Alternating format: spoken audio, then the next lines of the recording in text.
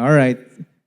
So dili lang pulong sa Ginoo, pulong sa tao atong isgutan, but the word of God himself. Amen. Sige, atong palapakan si Lord. Alright. Sige, this morning we'll be talking much about the heart. Okay? Inay mo katapad, we'll be talking about your heart. Sige. Inay mo katapad, magstorya tag kasing-kasing. Heart-to-heart talk. Sugod pa lang, murag heart-to-heart talk na dyan kayo ba, no? So, heart reset. Diba? Let go and let God heal. Diba? So, diba kung if we reset something, diba it's a new beginning? Amen ba? Kasi mo agree sa kuana. Diba? Kung nakay new heart, you'll have a new life. Diba? Amen? So, di ba, unsa bay feeling nato, kisa bay makahinomdom sa to ang natay something brand new. Di ba? Kisa makahinomdom, taas kamot, natay something brand new. Yeah, di ba? Kung nakay brand new watch, brand new shoes, brand new cellphone, di ba? Murag, lahi gid ang feeling, di ba? Kung napoy mga times nga, for example, daan na siya, pero imo siyang gi-reset, imo siyang gi-restore, it feels like brand new. Lahi, di ba? So, unsa pa kag na kay new heart? No, kung na kay new heart, napo kay brand new life. Amen? Amen. So, kaning heart, importante jud kay ni siya sa tuang kinabuhi. In fact, natay madungog perminti sa kanang ato madungog sa itong mga kaila, ato mga amigo, no, kanang ginatawag na tong heart attack. Di ba? Sige, repeat after me. Heart attack. Sige. So kay doktor man ko, I will share these things, no, para po napod tay makuha ng something informative po about sa itong health. So ang heart attack, first point that I would like to emphasize is dili ni siya biglaan most of the time, no? Dili ni siya kanang out of the blue nagkaroon lang kag heart attack. Okay? So, most of the time, ang heart attack, it happens na siya through the course of time. No? It happens as a process. No? Repeat after me. Process. No? So, dili na siya biglaan nga, mukalit lang siya. No? Na siya yung mga causes, na siya yung mga risk factors. Example, ang smoking, unhealthy diet, sedentary lifestyle, high blood pressure nga di maatiman, no? Diabetes nga di maatiman, high cholesterol, no? Humba dito, balbakwa no? Obesity, and of course family story, nanagits yung kaliwat. So mag-take na siya time, no? Sige ka og french fries, sige ka og fast food, no? Aray, no? Kung dili magaling, siguro naman yung mga times na wag kitay choice because of our lifestyle. So this will pile up, no? This will pile up in the course of time. Eventually, magkaroon og bara ang ato ang mga ugat, mga blood vessels sa heart. Ang tawag sa baraan na is called atherosclerosis. Sige, repeat after me. Atherosclerosis. Again, no? After gid aning change heart nga part kay aside nga ma-change imong heart, ma-bright mo ka, no? Kaya na naman kay mga terms nga naibawaan, di ba? So atherosclerosis, magbara sa blood vessels sa atong heart, eventually, na-portion sa atong kasing-kasing nga mamatay. No? Magkaroon siya og infarction or MI, myocardial infarction, which is the heart attack. No? So ako itong pansino na to, dili siya biglaan. So mura po ng mga hurts na to sa to ang kasing-kasing ba? No? Kani mga kaligot-got, kalagot, kani mga inaani ba? Kaligot-got, kalagot, kapungot, no? Pains from the past. Dili siya biglaan. Nag-pile up siya ba? No, siguro sa una, tong bata pa ka, gibuli ka si mong classmate, no? Tong bata pa ka, gipakaulawan ka si muhang teacher, no? Or giinsulto ta mismo sa tong mga ginikanan. No? Of course, our parents are not perfect like us, no? Because they too have imperfect lives. So siguro kaning nga mga pains sa ato ang kasing-kasing, nag-pile up ni siya eventually nga mura na tag magka heart attack, no? Mura nag magka ang mga sakit kay ba mura sakit tagis gibuhat sa ko pastor. No? Kaya ana man ang sign sa heart attack mo ano? Tawag na Levine sign. No, ana ba? No? Ana daw ba? Practice. No? Mo pile up siya. Pero ang origin niya, dugay na. Amen? Amen? Amen. Just like kaning mga unhealthy foods, na po yung mga times nga natay choices ba, nga di ka mukaon aning fast food, naman kay pwede kaonon nga mas healthy, natay usahay nga pilion nato nga mukaon gid ani, di ba? Pilion nato nga mukaon sa unhealthy foods in unhealthy diet, which eventually will lead to heart attack.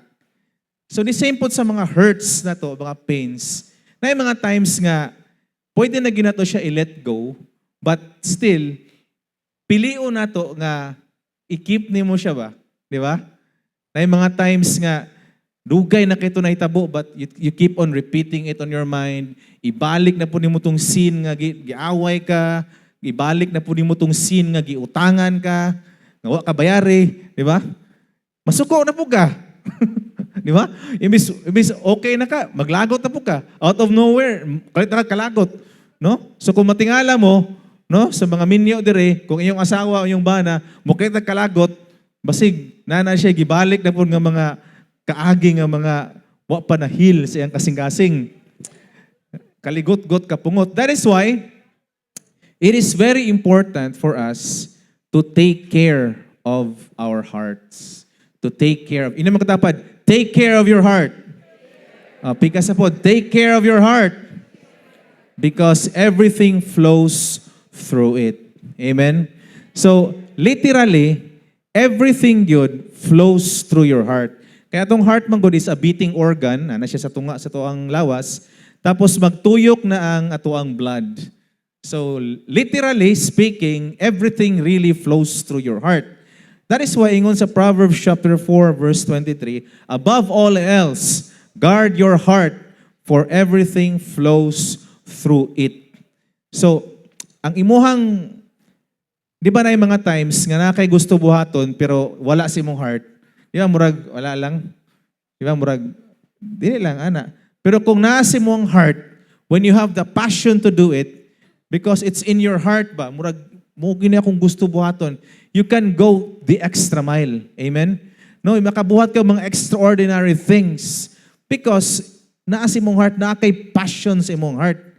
And then, makita po na nimo, ako mahinumduman ani nga part is that katong nag-attend kog mission trip kauban si Pastor Blair sa Thailand sa una pa 2018. Kauban na mo mga pastors, mga missionaries. Maabtan mig kadlawon, magsige lang istorya about kay Lord, no, mga revelations, mga plano. Ako nga narito, mura nang mahulog akong mata kay grabe ni sila. Di na sila kapuyog istorya about sa Ginoo. Kay grabe mag-passion ba? Grabe passion para kay Lord. Hapit na kumayon kay Pastor Blair ito nga, that's appeal na anyway, tulugay, aning mission trip, that's grabe istorya ba?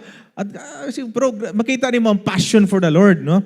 Ingon pa diha, no? Matthew chapter 12, verse 34, For the mouth speaks what the heart is full. Mo na makabalo jud ka ang isa ka tawo kung unsay nasa ang kasing-kasing, base ang ginastorya. No? So kung isa ka tawo, for example, magsig istorya hopelessness, magsig istorya pain, magsig istorya kaluoy, luoy kay ko, victim kay ko, malamang mo na sulod siyang heart. Dako kay dahang na yung mga hopelessness siyang heart, na burden siyang heart, nga wala pa na resolve. So, what I'm trying to say here is the heart is very important. So, this past 2 Sundays, di ba nagkaroon tag campaign, no? Ngatong nag-change siya nga to ang destination sa kinabuhi. No? Kitantanan, mawala man gyud. Either want to go to heaven or go to hell. And we decided we're going to go to heaven. That is why we accepted Jesus as our personal Lord and Savior. And with that, nag-change na atong direction. No? Nag-U-turn na ta. Motong second Sunday na to, di ba? Kay example naman na, for example, ang imong destination, want to kag Digos, di syempre ang direction nimo is going to south, doon ti Digos. Dili pwede ang direction nimo want to kag Tagum. Hindi juga kaabot og Digos. Bisan pang nag-change na kag destination. So, mag-U-turn. Nag-change na ka. Kaya lang, nagyapon issue ba? No, di gyapon mabag-o imuhang kinabuhi. Di gyapon ka maka-move forward na wala gyapon progress nga mahimo Kay basig na ay something else na ay problema, no? That we have to address. And this is the first thing that we're going to talk about this morning. It's called unforgiveness. Yan. Sige, ingnan mo katapad. Unforgiveness. Because pod, unforgiveness. Oh, walay pagpasaylo. Walay kapasayloan. Okay? So, why pagpasaylo? No, usahay, we cannot move forward with life. We cannot move forward sa ato ang mga negosyo. Siguro natoy time sa imong panahon sa una. Example nga giilad kasi mo ang partner. That is why mahadlok na ka mo move forward sa imong gusto buhaton sa imong business ventures. Kay nailad lagi ka sa una.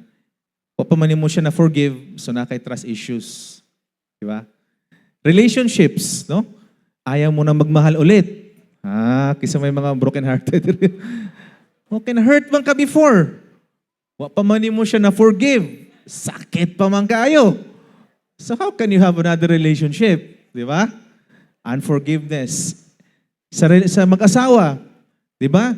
Daghang mo plano buhaton. Gusto mo magbakasyon, gusto mo magnegosyo, gusto mo mag-expand sa inyong anything that you want to do with your family.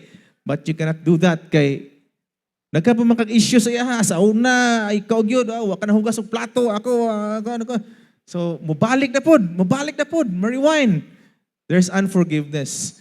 Unforgiveness will not allow you to move forward. Okay? Muna yung problema, it will block us in moving forward. So, nagbago na ka, alright, gusto na ko magbago, gusto na ko maginani, but I cannot change. Why? Maybe there's something pa sa mong heart that we need to settle. Amen?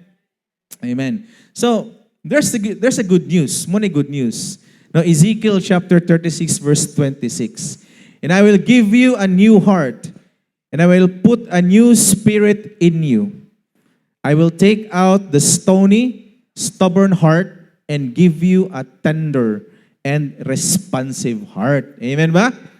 Amen. Ato palakpakan si Lord. No? Kung siguro imong kasing-kasing bato na kaiba, pusong bato na tungod sa grabing pains and sakit nga imong nadawat sa imong isig katao, the Lord can change that to a new heart. Amen? Wala imposible sa Ginoo. And He can also give you a tender and responsive heart. No, siguro, bisag kung saan nimo pabinaw sa mga wali, bisag kung saan nimo basag Bible, di naman gid mo respond imong kasi wa may dating gid si buhag yun. Wa gid dating ba, murag wala lang storya lang, ana lang, dili responsive ang heart because daapay unforgiveness nga nabilin sa imong heart, imong kasing-kasing. But the good thing is, the Lord can give you a tender and responsive heart. Amen? So, dili po di mong self, but Him, the Lord, no, the source of everything, the source of life. Siya ang muhatag ana, no? He will put a new spirit in you. Amen ba? So, do you believe in that? Do you choose to believe in that? Well, we have to. No, kinahanglan nato pilion nga motuo because to believe is a choice. Amen ba? Mabitaw na ingon sa John 3:16, for those who believe in Him will not perish and have eternal life. The act of believing is an act of will. Di na pwede ipugos. You can follow, pero when you believe, it's your choice. It's your choice. Murag sa sundalo, maghatag na sila command and the soldiers will obey. Pero I can obey without believing the cause, without believing tama niya itong pakigira. Okay lang, basta obey lang ko. But ang ginaingon sa Ginoo is we have to believe. So kaning verse, you have to believe. Amen? You have to choose to believe. Ina mo sarili, I choose to believe. Again, I choose to believe. Amen. 1 John 1:9. If we confess our sins, He is faithful and just to forgive us our sins and to cleanse us from all our unrighteousness. Kung ato ang ikumpisal atong sala sa Ginoo, Lord, sorry gyud kay Lord. Pasaylo ako, Lord, sipiat gyud ko. Tung bata ko, Lord, nangupit ko sa kong mga papa. Sorry, Lord. Taintaan niyo sa karon. Karon lang ko mga ipasaylo, Lord God. Sorry kayo. Nga naman, kung we confess, of course, si Lord, Kabalo na magod sa itong sala. Bisan pag di mo na ikumpisal sa iya, kabalo na siya. But when we confess, it is an act of humility and acceptance nga. Willing kang musabit sa mong sarili sa intervention and correction sa Ginoo sa mong kinabuhi. And that is recognizing that He is Lord and Savior sa ato ang kinabuhi. So let us confess, Lord, sorry kay Lord, mao ni akong nabuhat. And He is very willing to cleanse us, no, from all our unrighteousness, to give us a new heart. Amen? Repeat after me. God forgive us. Amen. So na ko i-share na very short lang no nga parable ni siya by the Lord Jesus Christ. It's called the parable of the unforgiven debt. No, nana siya sa Matthew chapter 18 verse 21 to 35. So I'll just ako lang siyang di mo po di-shortcut, purag gist lang sa the entire thing. So naitabuan ni si Peter, nangutana siya, Lord, how many times ta dapat magpasaylo? And the Lord said, 70 times 7. Ano ta dapat magpasaylo? 70 times 7. So pila man na siya? You do the math. Basta, mo na siya. Ang point lang ana is that it should be continual. No, willing ka perminti mo forgive. Willing ka perminti mo forgive. Gisundan ni Jesus og parable of the unforgiven debt na naay isa ka servant nangutang sa isa ka king. Karon pag pangutang niya sa king, dili gyud siya kabayad. So gi-forgive siya sa king katong servant. Wala siya gipriso, wala siya gipasaylo na lang kay di man gyud kabayad. Nya nangayo mga tong pasaylo mayo ang servant nga di gyud dayo kabayad ana. Karon kato na po ng servant nato giutangan na po siya another kapwa servant. Ang gibuhat niya, ipautang niya, kato na pong kapwa servant ang nihangi o saya ha. Sorry kaayo, di ko kabayad kay wa po ko'y kwarta yung unana. Instead nga pasayloon siya, ang gihimo ato nga servant is gipapriso niya katong nangutang niya. Karon nakabalo ang king perting sukua. Ang gibuhat gikulong ang servant nato. So ang point of that story is of the parable is nganong di man ta mo pasaylo, nga gipasaylo ra man punta. Amen? Gawas nga dapat na mo bayad sa utang, pero ang point dito is that why are we not willing to release forgiveness? Nga gipasaylo ra man punta. And the most evident gesture of the Lord showing us nga gipasaylo ta is the cross of the Lord Jesus Christ. Mo na pinaka-evidence niya nga gipasaylo na kita niya. Mo bito na ingon sa Luke chapter 11 verse 4, as part of the Lord's prayer. Sulti din ha. And forgive us our sins as we forgive those who sinned against us. So ibig sabihin, we really have to forgive others. No? We need to forgive others because holding on hurts, no? Bitterness and anger weigh us down and steal our peace. So kada bitaw nakikalagutan, bakit sila ka-experience din nga nakikalagutan? Di ba mura kang naglukdog kabaw? Di ba? Wala na siya dire. Siguro ang uban wala na sa kalibutan or uban layo na kayo. Pero siya wala siya malay sa iyang nahimo sa ato ah. Pero ikaw suko gyapon ka. Di ba? Kaya ikaw, bad trip kay ka, taga-trabaho ni mo, bad mood kay ka, sampaan mo perminti mo mga kauban sa balay, kaya na kay gikalagutan. Ay mong kalagutan, why malay? Naglagot ka niya. Pero ikaw naglagot ka. Pero di ba, ikaw ang lugi, di ba? Kita lang ang lugi. That is why we really have to release forgiveness, to break the chains, and to have a new heart. No, it heals our heart, restores our peace, and opens the door to a better future. Amen ba? Amen? So, repeat after me. We have to forgive. Yan. Let's forgive. Amen.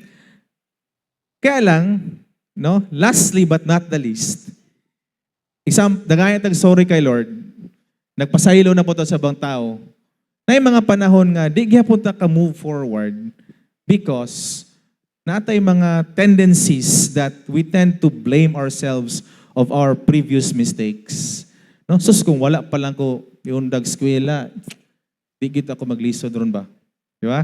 Naminaw pa lang ako kay mama papa sa una, dili yun ako makaingon ani karon. Sus, kung ako pa lang ako to nasulti nga pulong sa ako ang friend or sa ako ang loved one, dili unta mi mag-away. Wa pa lang unta ko nakatulog sa trabaho, di unta ko masisante. Things like that. No? Unsay tawag ana? Unsay tawag ana? Kana man god gina-take advantage na sa enemy. We have an enemy which is the devil, Satan. Gina-take advantage na niya. Ang tawag ana is condemnation. Sige, repeat after me. Condemnation. No, you tend to blame yourself. Mao nang we cannot respond sometimes, no? Basa-basa tag Bible. Mangyapon, maldito mangyapon ko. Simba-simba ko sa church. Kanta-kanta pa ko diha. Pero mura mangyapon. Inani na mangyug ko. Kagrabe ato sala ako nabuhat. Di ba? Wala ko hinaong atubang diha. Wala ko hinaong mag-post-post diha sa Facebook ng mga Bible verses. Kadautan ako. Di ba? That's condemnation. No? However, the good thing is, ingon sa Romans chapter 8 verse 1, for there is now no condemnation. Amen? Repeat after me. No condemnation. No condemnation for those who are in Christ Jesus. Amen ba? Munang ginaingon perminti ni Pastor Blair, sagpaag, resibo ang yawa, ang cross. No? Tanan na to mga sala, the moment that we accepted Jesus as our Lord and Savior wholeheartedly, no? Gilansang na ni Lord in the cross of Calvary. Amen. Siya na niako tanan because God is a just God. Tama gyud po na, no? Ang tanan nato mga sala, no, even though we think that it's a minor sin, although wala man gyud minor or major sin, no, kana mga sala na wala na gipakamatyan na ni Jesus. Mao na natong resibo. Mo the moment that you feel condemned, no, the moment you feel condemned, you rebuke the enemy. Ino nimo, no, there's no condemnation in Christ Jesus. Romans 8 verse 1. Sagpaon ta resibo sa cross. Amen. Kana. Di ta managpa ha, basing makuha ko basing managpa ta diri pag humang service. But I am just saying, no, na dapat natay confidence, no, natay confidence, not in an arrogant way, in a confident way because the Lord provided us salvation. Amen. Amen. That is why aside from forgiving others, and asking for forgiveness kay Lord, no, we also have to forgive yourself or forgive ourselves to receive a tender and responsive heart. Amen? Sige na, be? Ina imong sarili. Ina imong sarili. I want to forgive myself. Sige, isulti yun. I want to forgive myself. Yan. So 3 points, no, that I would like to emphasize this morning. Number 1, God forgave you to give you a new heart. Amen? Number 2, sige, read with me. Forgive others to take away the stony and stubborn heart. Number 3, forgive yourself to have a tender and responsive heart. Amen? Amen. So, before I continue, no, I would like to invite somebody here in front to share her testimony about forgiveness. So, yung pa din, no, forgiveness transforms the heart and restores the soul. So, let's hear it, no, nga. Unsa daay ng forgiveness, no, from an actual experience, no. So, I'm gonna call her here in front, who's also a doctor, a colleague, si Dr. Regine Manuel, to share his testimony. Atong palakpakan.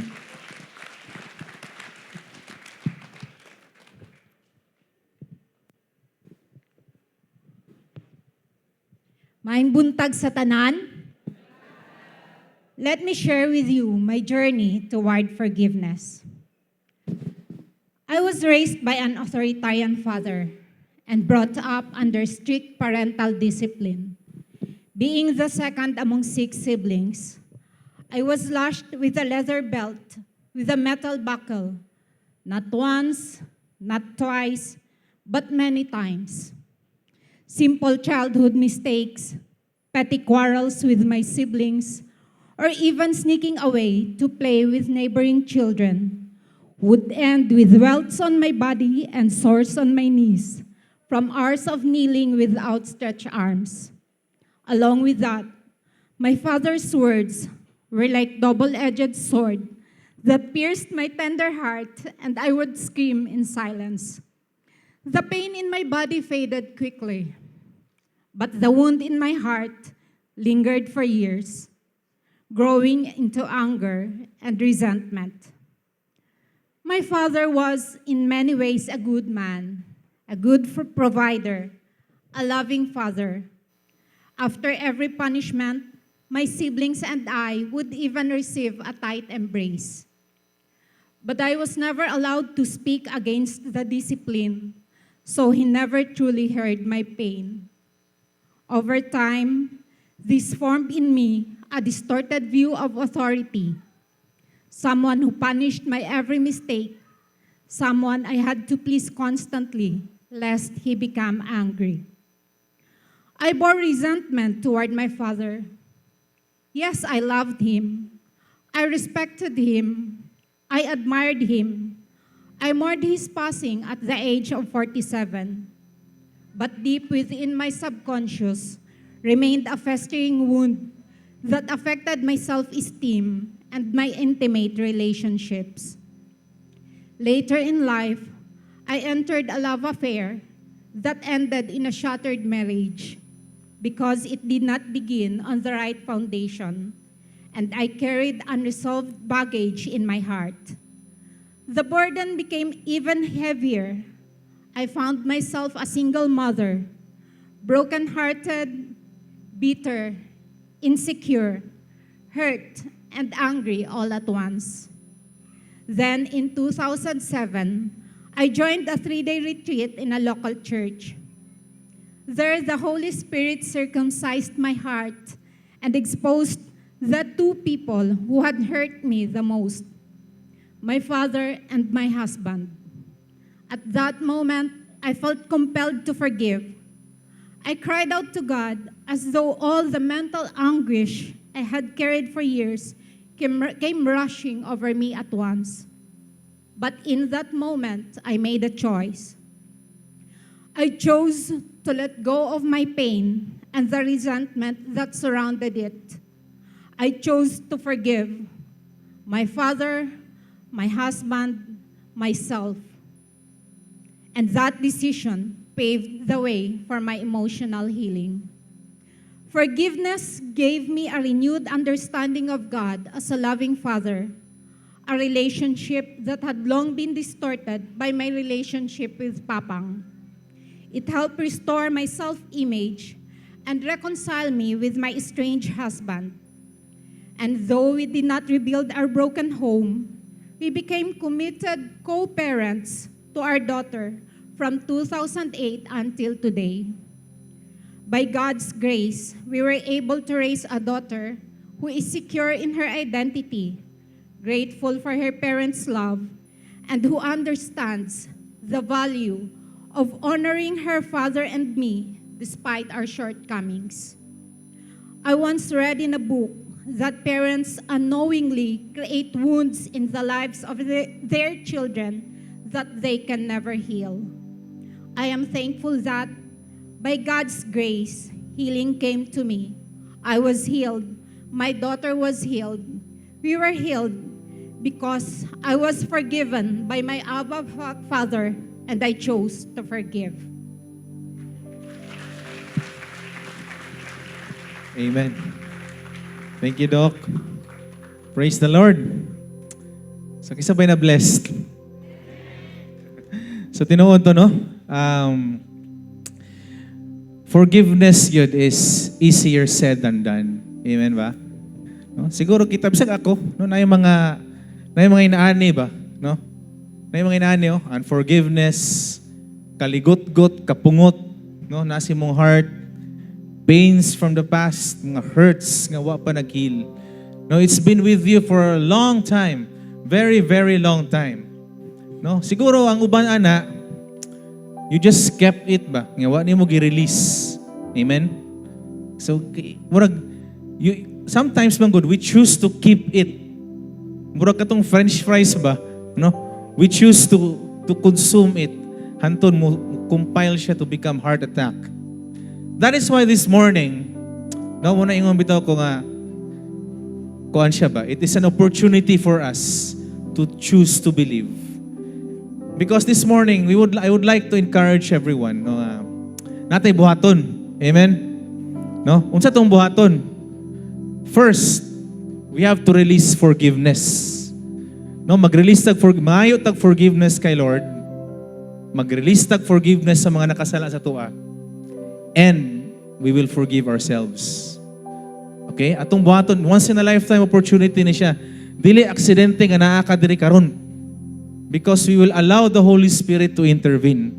Kay siya ra man gyud, di ba? Unsa to nasa verse ganina, He will give us a new heart. Si Lord, dili kita. So, we will release forgiveness para mawala na ang unforgiveness. Niibutan na to sa cross. Amen? Kung mag-release tag forgiveness, ang unforgiveness sa tong heart mawala, syempre mawala ng kaligot-got, kalagot, kapungot. Kaya imo naman gipasaylo. Di ba? Amen? And you will put it to the cross of the Lord Jesus Christ. And with that, slowly and slowly from glory to glory, no? Asa ba ko mas maklaro? Dire. Mawala na ang mga pains from the past. Amen? No? Tung bata pa ka, gibuli ka, gibunalan ka si mong papa, gikasapan ka, gipakaulawan ka, wala ka gipaminaw. Mawala na siya. Until such time na mawala na ang hurts. And God can give you a brand new heart. Amen ba?